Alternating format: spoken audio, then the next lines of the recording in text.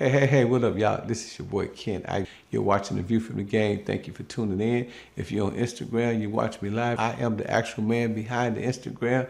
Yes, I do answer my DMs. When you DMing me. Hey, but check this out, man. While I got your attention, make sure you go get my book, The 48 Laws of Game. That's right, The 48 Laws of Game. You can get it at audible.com.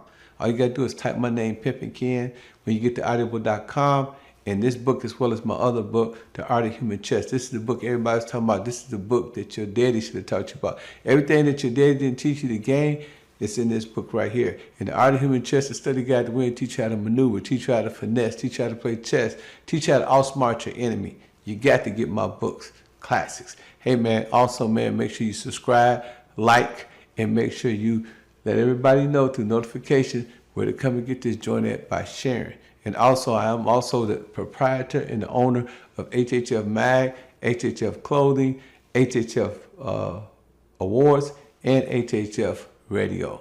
Hey, man, stay tuned, man, and go to thehiphopfraternity.com and check us out. And every Monday, we're at the Ice Bar. That's right, 5456 Fayetteville Road, Atlanta, Georgia. Every artist get in free. Every A&R get in free. Every executive get in free. Everybody is free. Artists get to perform for free, and you get to park for free.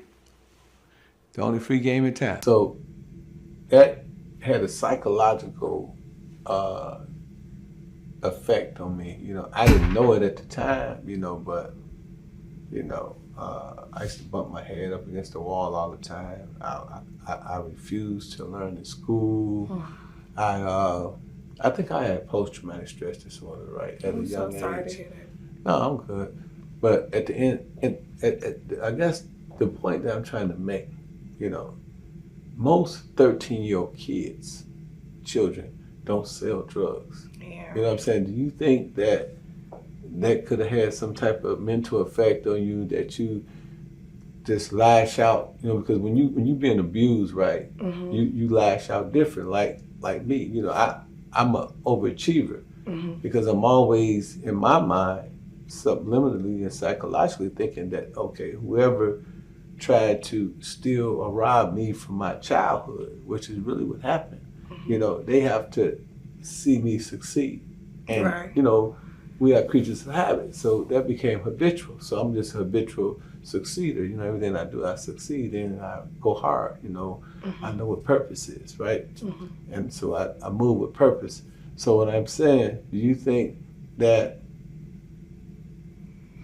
need to wear the best and to, you know, have money, do you think that was some way of a cover up or some of the trauma that you may have experienced in your life? No, to be honest, it was materialistic.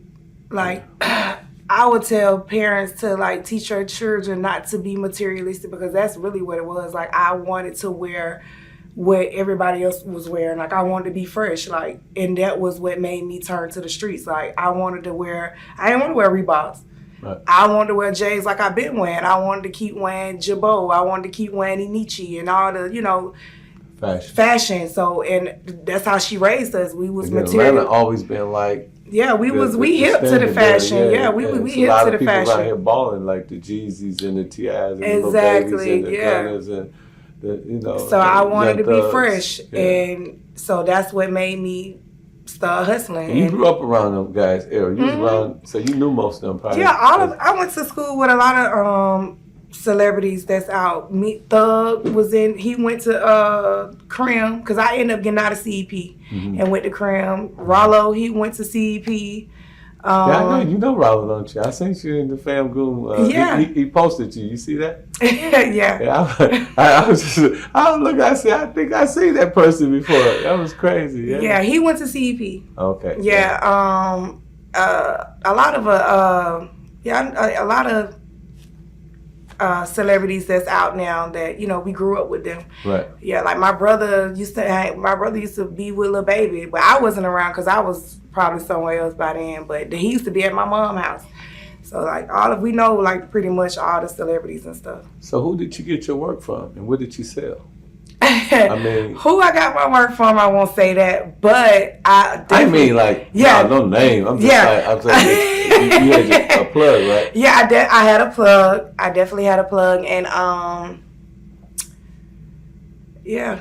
So you said when the feds caught you, they caught you with, they alleged that you had some meth or some crystals, right? Right. So I didn't get caught with anything. I had a guy, this dude snitched on me from Alabama. His name, I'm gonna put him out there. This dude named, but he called himself some on Facebook. That's his name, big black dude with a beard. So if y'all see him, y'all watch out. But dude named with a beard, called himself. He snitched on me, and I sent him some work.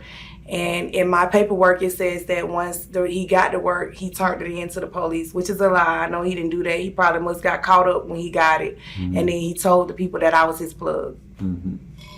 So how did the whole case, I mean, what did they charge you with? And explain, the inside of your case. So I got caught up with that. I went down to Alabama to pick up some money from dude. And he told me to meet him at a hotel room. And he had the room wired up to us in surveillance. The police was outside. I didn't know none of this. I'm thinking I'm just going to go pick up some money from dude or whatever. So I get there to the room. I probably went in there 5 minutes, and the dude had on a wire.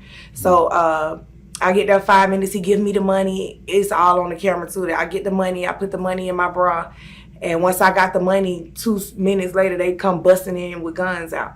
Which was another thing why they had to, they got in trouble for that, because they was like, y'all see, she didn't have no weapon on her. Like, my clothes was skimpy, so why did y'all draw down guns on her? Y'all know y'all would set her up. So that was a thing, too, that my lawyer, they didn't like that, because she was like, y'all had guns drawn on her, and she didn't have anything on her. So, yeah, that was bad, too. So, ultimately, you went to court, right? How much time you spent in the county jail? Oh, wow. I spent 18 months before I got sentenced. And then I end up doing 2 years in the county. Okay. Which was the worst time. I did 24 months in the county, and then I end up finally going to prison. So how much was your bail? My bond was $1.5 million. For allegedly 150 grams of meth. And because my charge was trafficking. But once the feds picked it up, it was conspiracy to trafficking for them to pick it up.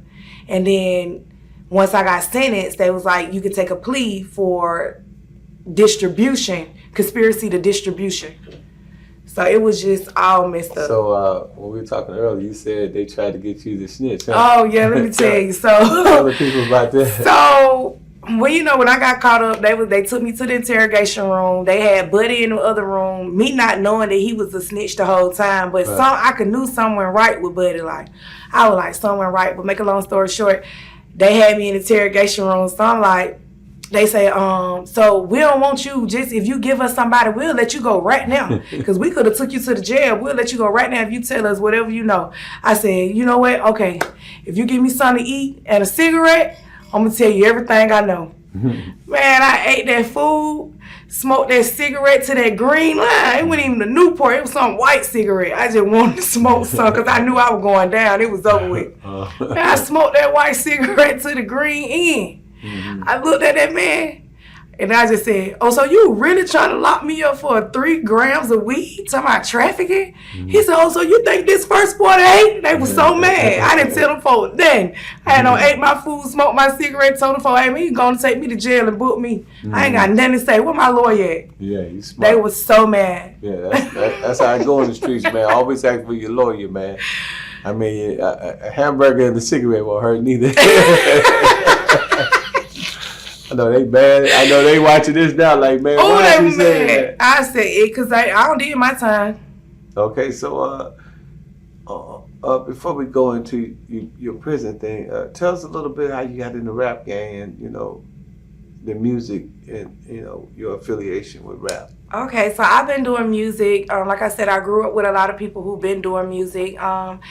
I linked up with Mark Beat Monster, and that was my best friend, and I started from there, and we used to just work. I got a couple of beats from London on the track. I got a song from him, and just a lot of the hot producers now. I was working with them when they first started out, and that's how I started out. And then, but once I started like getting big, when I was hustling, that's when I started putting my money into my music. And then when I shot my first video in 2021, that's when I caught my case. Okay. So just when you was starting to bubble, yeah, and invest in your career, mm-hmm. the FBI boys, the Alphabet boys, come and knock your castle down. Child, I went down.